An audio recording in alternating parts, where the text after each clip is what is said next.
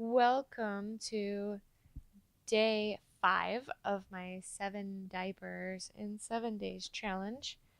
And I'll be your host today. Today we're going to be making this very, very soft red t-shirt diaper.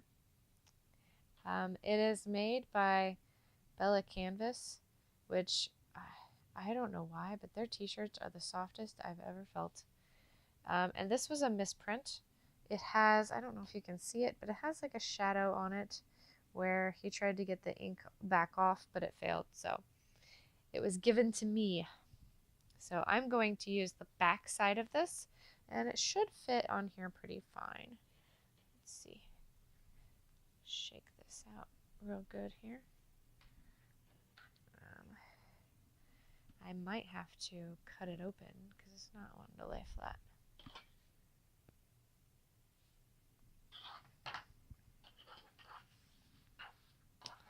The last t-shirt diaper I did just barely fit.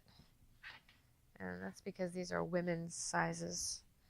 They tend to be a little bit thinner. This one's actually a women's small, so perfect fit. It's a newborn diaper. I mean, it's not that big anyway. Alright, so what I'm going to do real quick is I'm actually going to cut out a big square of this. I already cut out the PUL for this particular project. If you want to watch me cut something out, well, besides what I'm cutting out right now, you can check out the Sew With Me series.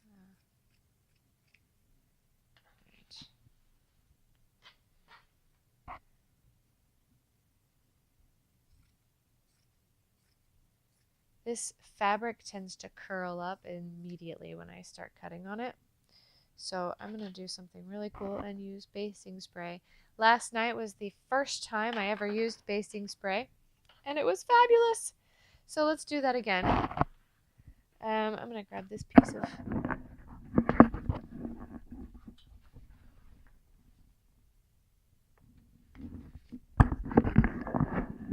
just a piece of backing paper from my husband's business. I'm actually going to use the other side because I used the shiny side yesterday.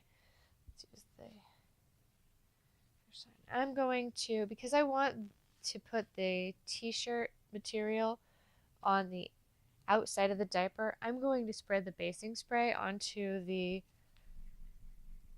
fabric side, not the shiny polyurethane side. So I shook up the can. I'm just going to lightly spray. They say to stay 12 inches or so away from the material. Spray that on there. Woohoo. Okay, move this off to the side.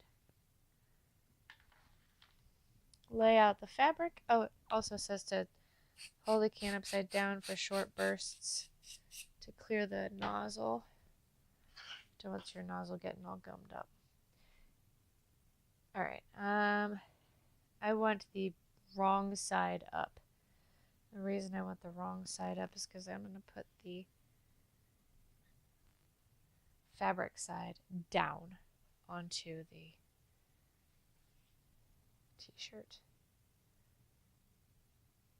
I hope I have good aim. Alright, well actually it says it's repositionable. Let's reposition it.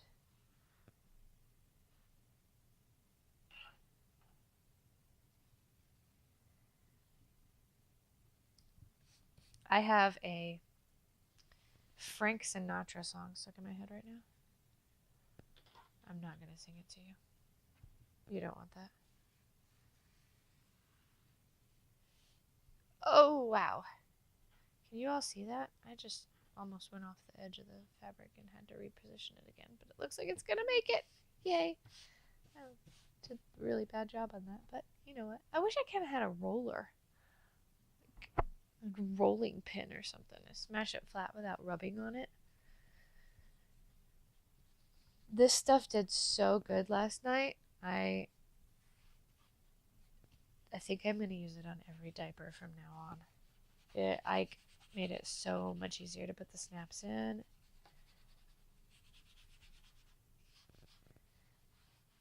don't even know if it requires all this much attention to rub it and get it flat and whatnot, but I don't know. I'm a newbie. All right.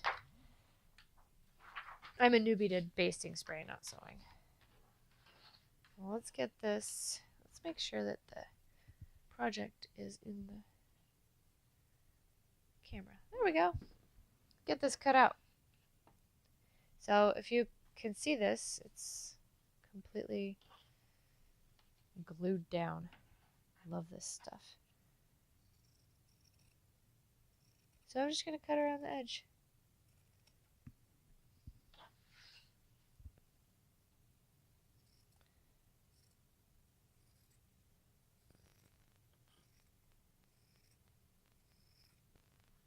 I'm not going to make you watch me cut this out.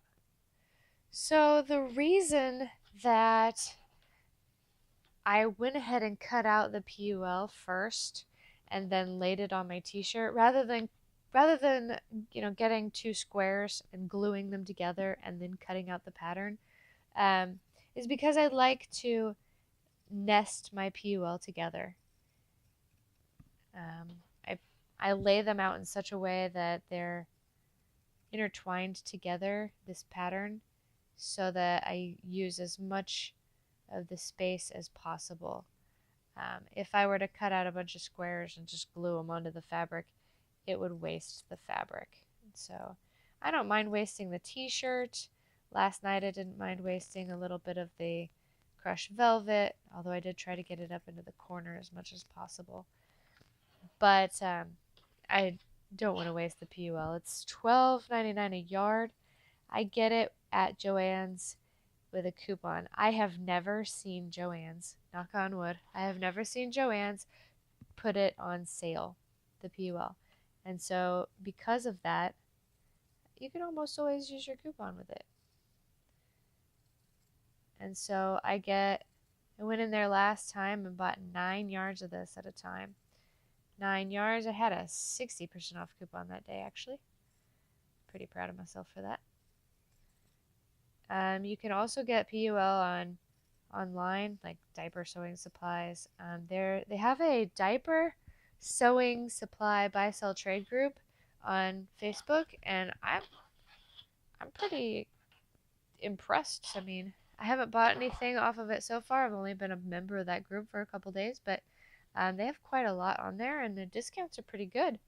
So I'd recommend you check that out if you're looking for diaper sewing supplies at a discount. What I saw on there was a lot of absorbent fabrics and a lot of printed PUL, so check that out.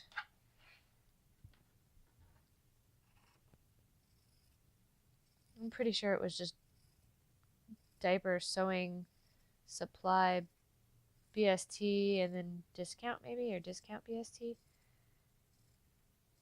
That's the name of the group. Something like that. You'll find it. There might be more than one. All right. Shiny side. Outside of my pretty fabric. In this case, a t-shirt.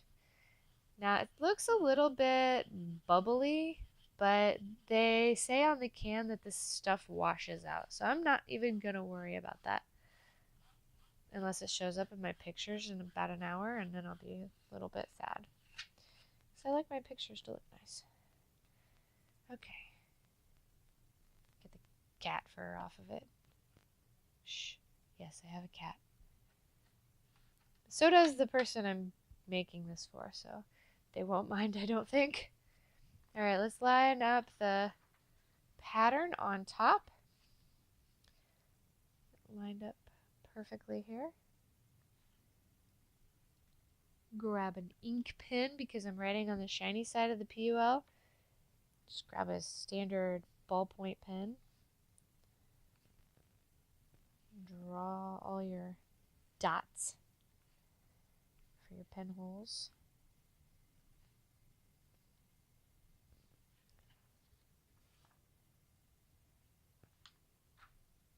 Grab some snaps.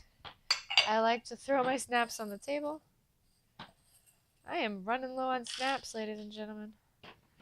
Gonna gather up some more. Alright. I like to start in the middle and work my way to the outside. This bottom row here, and I say bottom because this is the bottom of the diaper, the back of the diaper. This is the front of the diaper, so this is the top. This bottom row here is going to be my sockets, and this top row is going to be the studs. Oh my goodness, it's just so smooth. Always do one snap at a time. Don't try to make all your holes and then insert all your snaps, because you want it to line up properly. And this does ripple and move and readjust it. You gotta readjust as you go along, and you just do one snap at a time completely. Poke the hole, then put the piece together and press it down, then poke another hole.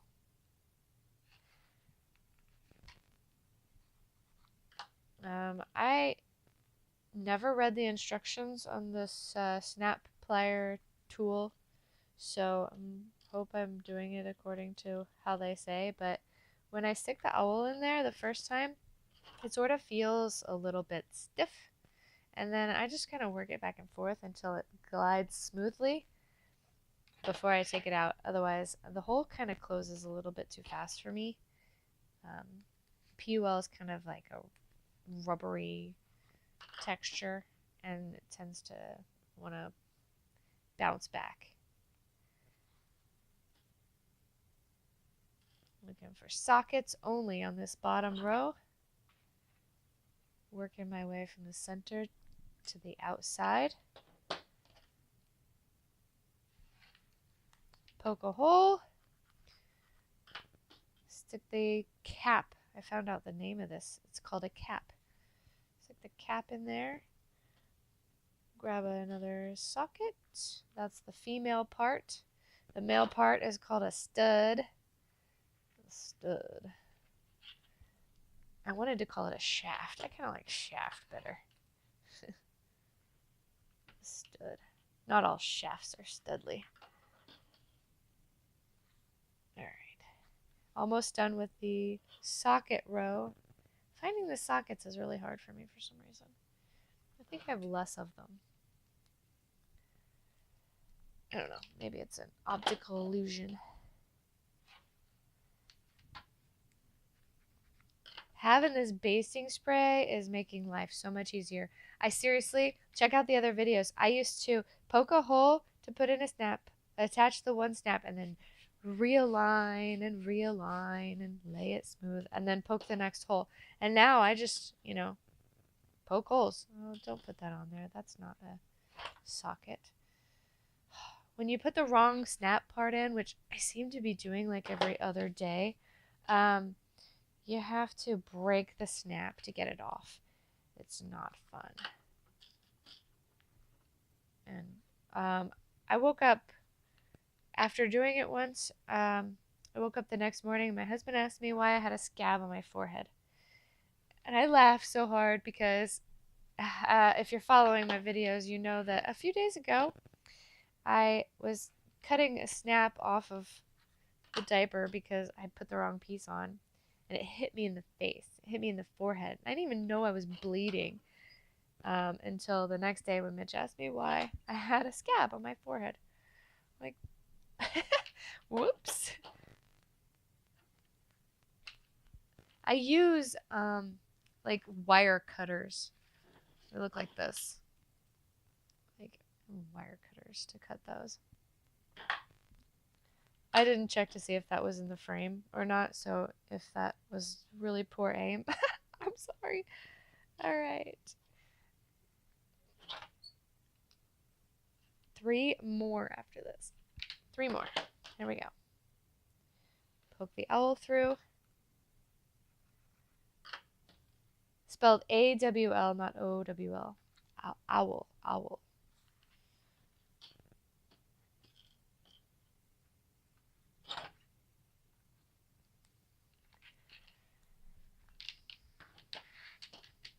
Two more.